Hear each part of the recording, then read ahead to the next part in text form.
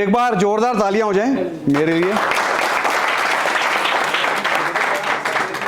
वाकई आपने बहुत जोरदार तालियां बजा दी। कल मैं एक टीवी शो देख रहा था तो एंकर ने बोला please welcome the one and only Amitabh Bachchan. Amitabh Bachchan के लिए भी इतनी तालियां नहीं बजी जितनी आप लोगों ने मेरे लिए बजा दी। Thank you very much. आपने मुझे अमिताभ बच्चन से भी बड़ी सेलिब्रिटी होने का फील कराया। अभी घर से चल नहीं लगा था तो बच्चे मेरे कहते हैं कि पापा कॉमेडी करने जा रहे हो, कुछ जीन्स टी शर्ट पहन जाओ, ये क्या कोट पहन लिया आपने। मैंने कहा क्यों? कहते हैं आप जीन्स टी शर्ट पहनोगे तो आप कूल दिखोगे। मैंने कहा why should I look cool when I am hot. अभी मैं मेट्रो में आ रहा था, मेरे सामने एक सज्जन बैठे थे। मैंने उनको नीचे से देखा, फिर ऊपर से देखा, फिर नीचे से देखा, फिर ऊपर से देखा। मैं उनको कुछ कहना चाह रहा था, फिर वो भी मुझे नीचे से देखने लग गए, फिर ऊपर से, फिर नीचे से, फिर ऊपर से। फिर मैंने उनको कुछ कह ही दिया। मैंने कहा भाई साहब आपकी चैन खुली हुई है, बंद कर लो। उन्होंने जल्दी से अपनी चैन बंद की और कहते हैं अब आप अपनी भी बंद कर लो।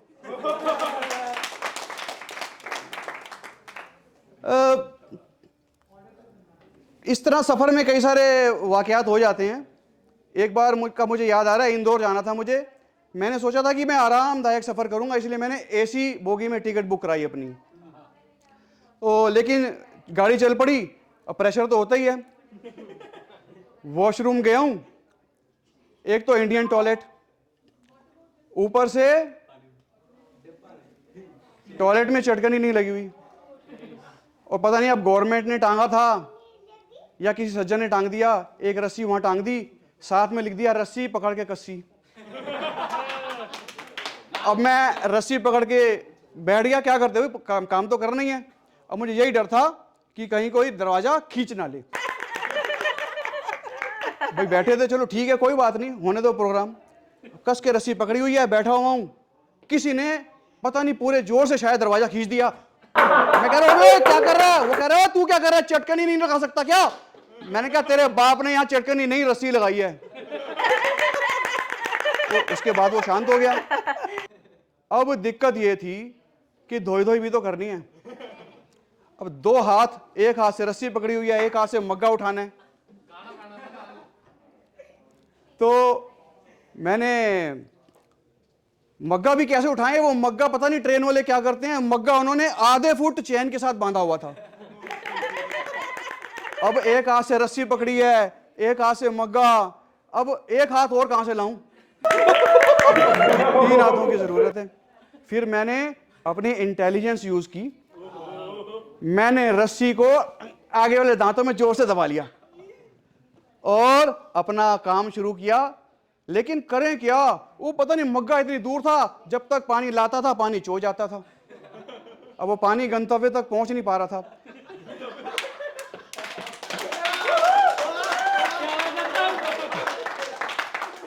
अब दिक्कत यही हो रही थी, अब इस दिक्कत का सामना कर ही रहा था कि किसी ने पूरा जोर लगा के टॉयलेट का दरवाजा अपनी तरफ खींच दिया। और मैं, आप विश्वास नहीं करेंगे, मुंह में रस्सी दबी हुई, मैं आधा टॉयलेट के बाहर लेटा हुआ था और आधा अंदर।